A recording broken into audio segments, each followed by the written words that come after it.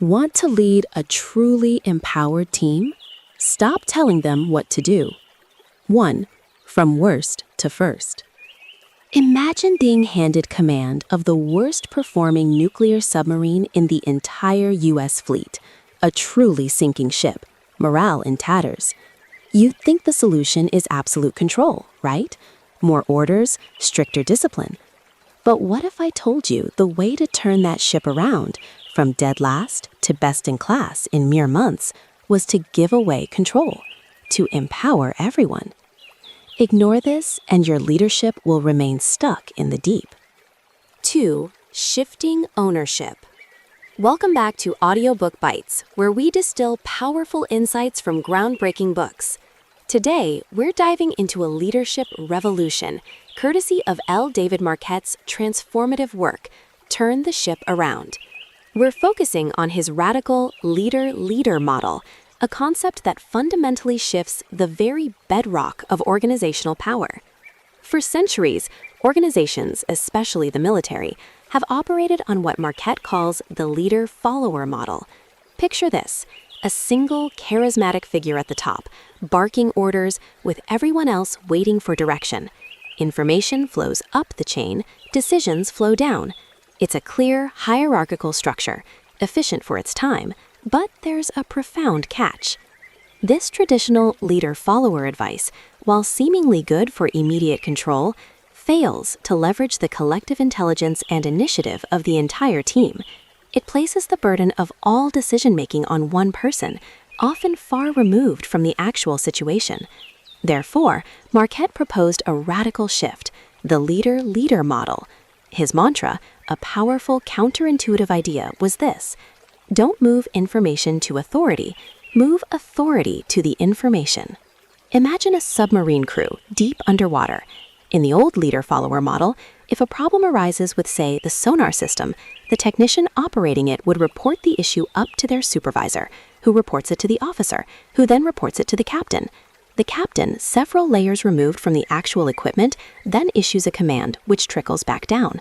Precious minutes are lost, errors are compounded. But it gets worse. The person with their hands on the dials, the one hearing the strange ping, is often the one closest to the problem, and crucially, the one closest to the solution. Under Marquette's leader-leader model, that sonar technician isn't just a follower. They are empowered to think and act like a leader. Now, you might be thinking, isn't this just chaos, giving everyone power? Not at all. It's about building a culture where every individual understands the mission with such crystal clarity and is so competent in their role that they can articulate their intent and take ownership of decisions. Future pacing. Imagine waking up tomorrow in an organization where you don't wait for permission. Instead, you confidently declare, I intend to adjust the project timeline to mitigate risk X because of Y data I've just observed. Your team responds not with yes sir, yes ma'am, but with, that sounds like a solid plan. I will support you by doing Z. This isn't just about delegating tasks, it's about delegating genuine thought and responsibility. The bottom line, this paradigm shift empowers individuals to act decisively and take ownership, because as Marquet says, control is about making decisions concerning not only how we are going to work, but also toward what end. 3. Cultivating proactive ownership. The single most powerful linguistic shift L. David Marquet introduced aboard the Santa Fe was the seemingly simple phrase, I intend to. This wasn't just a polite way of asking for permission, it was a revolution in how decisions were made and executed. Imagine the sterile, hierarchical environment of a submarine's control room. In the traditional military command structure, a junior officer would approach, perhaps a little nervously, and state, Sir, permission to flood the torpedo tube? The captain, burdened with hundreds of other critical decisions, would then have to process the request, maybe ask a few clarifying questions, and only then issue an order. It's a system designed for control, but one that is inherently slow, centralizing all decision-making authority, often far from the critical information held by the person on the ground, or in this case, the sailor closest to the system itself. Marquet, however, flipped this script entirely. Instead, crew members were trained to say, Captain, I intend to flood the torpedo tube. The psychological impact was immediate and profound. Suddenly, the burden of decision shifted. The person stating their intention was no longer a passive follower seeking approval, but an active leader taking ownership. They had been forced to think through the action, to understand the context, to mentally rehearse the steps, and to be ready to articulate why they believed this was the correct course. This simple rephrasing implied competence, clarity, and a deep sense of personal accountability. It transformed subordinates into genuine decision-makers. Here's the catch. The captain still had the ultimate authority. Marquet wasn't advocating for anarchy. The captain could and often would interject, asking, "What are your conditions? What do you expect to happen?" Or even the crucial, "What do you know about that?" They could, of course, still say, "Don't flood the torpedo tube." But the default position had dramatically changed. The expectation became that the person on the front line was equipped, empowered, and fully responsible for their proposed action. The leader's role transformed from dictator to contextual provider, guiding, questioning, and ensuring shared understanding of the mission's objectives and the broader strategic picture, rather than merely dictating every tactical detail.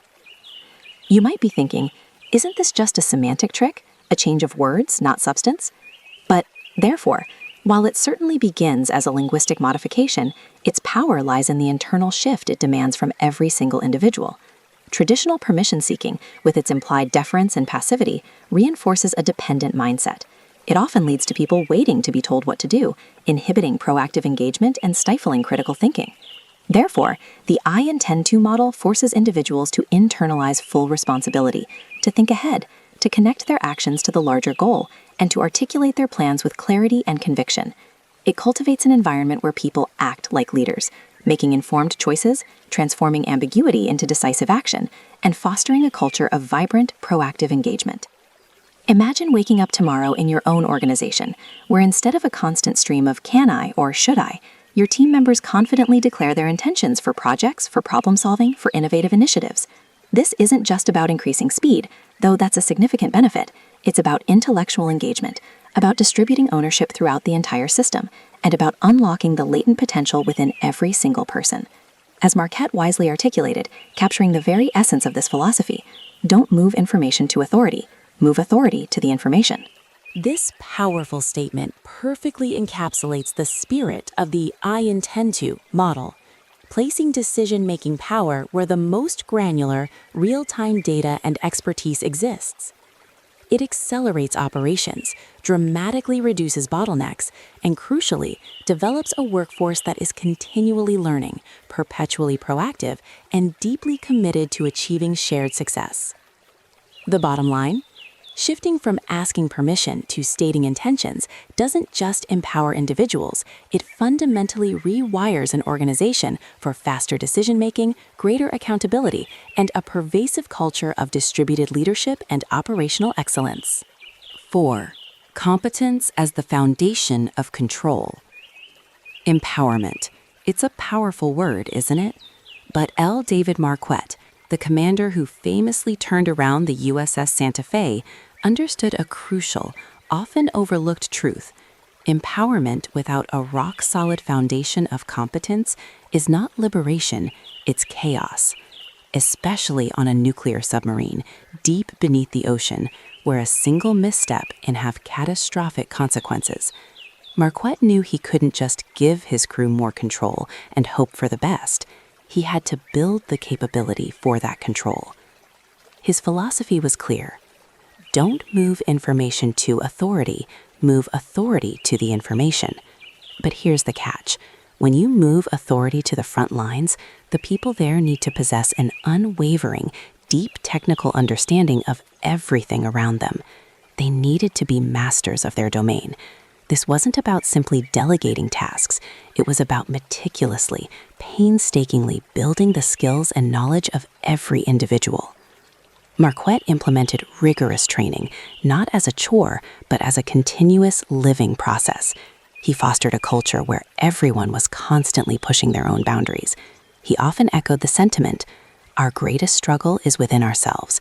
Whatever sense we have of thinking we know something is a barrier to continued learning." He knew that complacency was the enemy of true expertise. This meant endless drills, simulations, and a relentless pursuit of mastery for every single system on that boat. But what about mistakes? In traditional naval settings, errors often led to severe punishment, fostering a culture of fear and concealment. Marquet flipped this on its head. He instilled a radical perspective. Mistakes were not failures to be hidden, but invaluable opportunities for collective improvement. He taught his crew that focusing on avoiding mistakes takes our focus away from becoming truly exceptional. Instead, every error became a case study, an open discussion, a chance for the entire team to learn, adapt, and refine their processes. It was about understanding the root cause, not just assigning blame. This built trust, and crucially, it built competence without the paralysis of fear.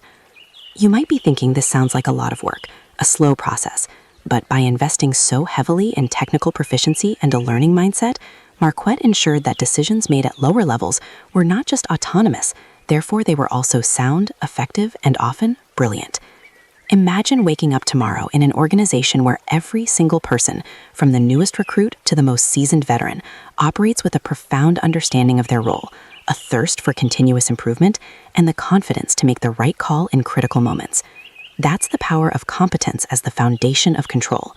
It transforms followers into true leaders, armed with both authority and the capability to wield it effectively.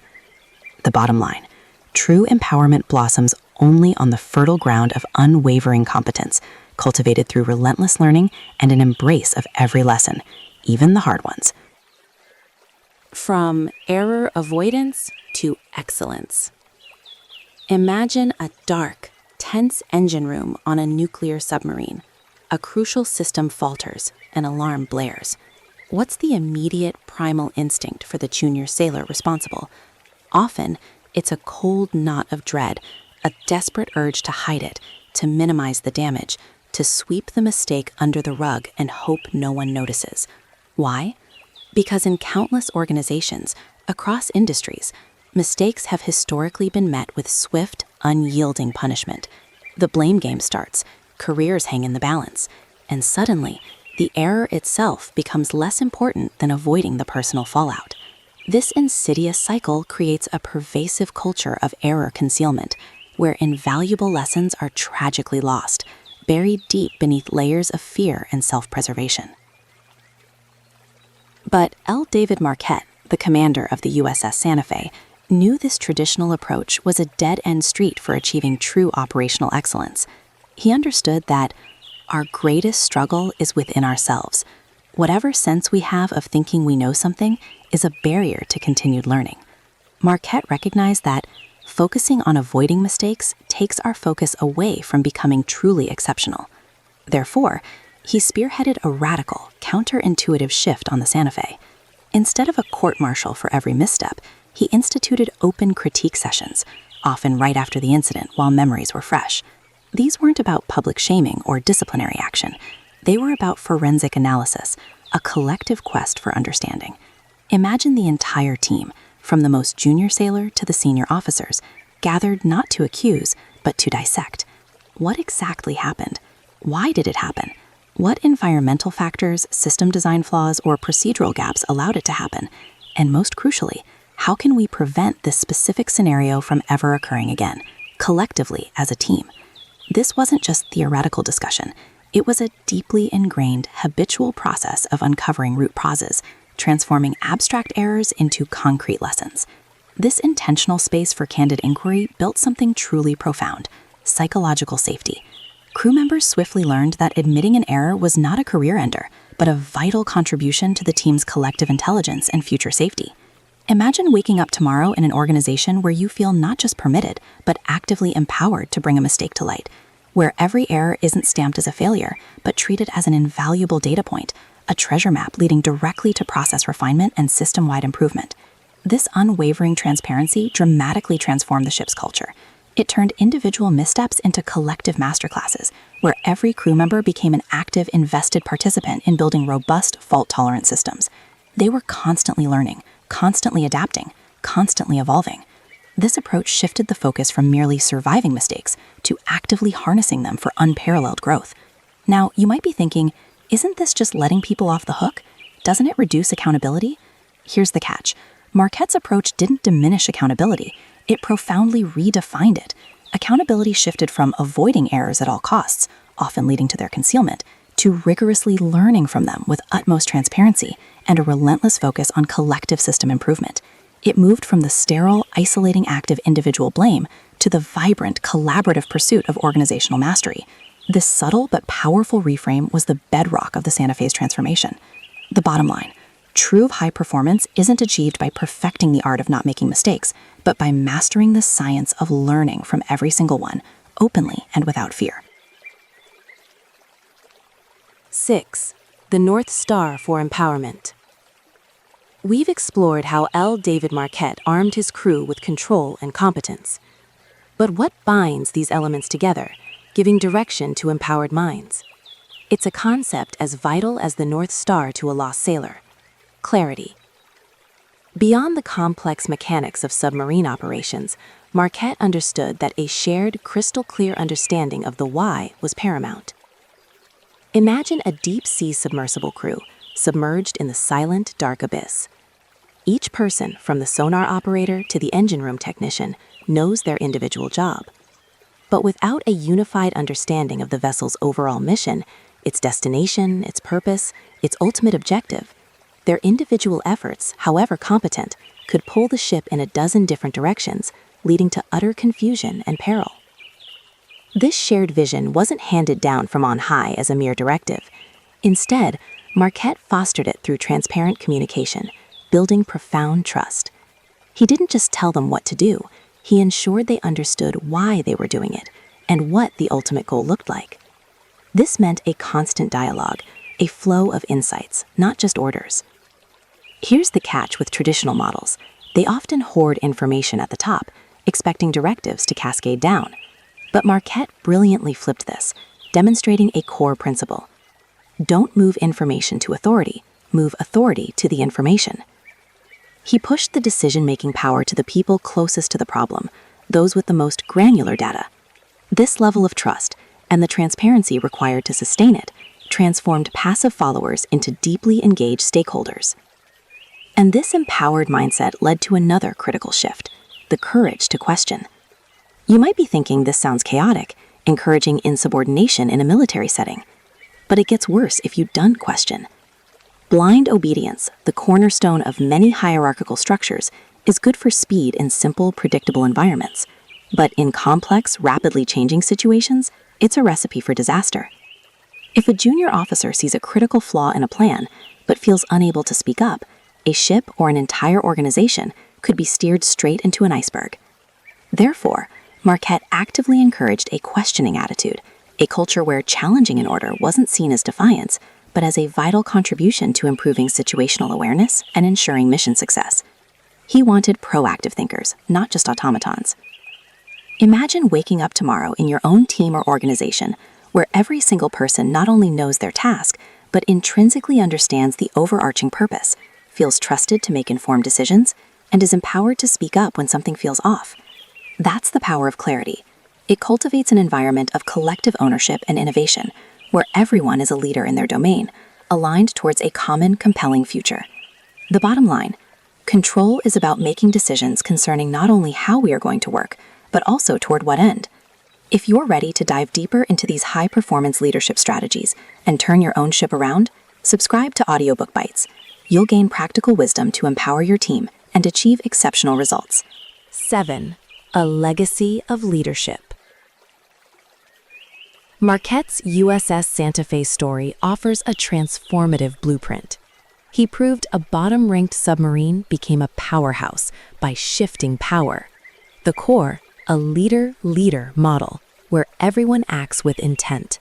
The mantra, I intend to. But intent needs substance. Good intentions breed chaos without competence. Marquet learned, focusing on avoiding mistakes takes our focus away from becoming truly exceptional. Therefore, he built rigorous skills, fostering learning from errors. His profound truth: don't move information to authority, move authority to the information. Decentralizing decisions to those closest to the problem. Imagine your organization's future, empowered by this ownership and clarity. These principles aren't just for submarines. They're bedrock for resilience and excellence in any sector. Here's the catch: This is not for micromanaging leaders, those unwilling to trust their team, or organizations content with mediocrity. It's also not for passive followers. The bottom line, leadership is about growing leaders, not giving orders. If you seek high-performance strategies, subscribe to Audio Book Bites so you don't miss our next deep dive.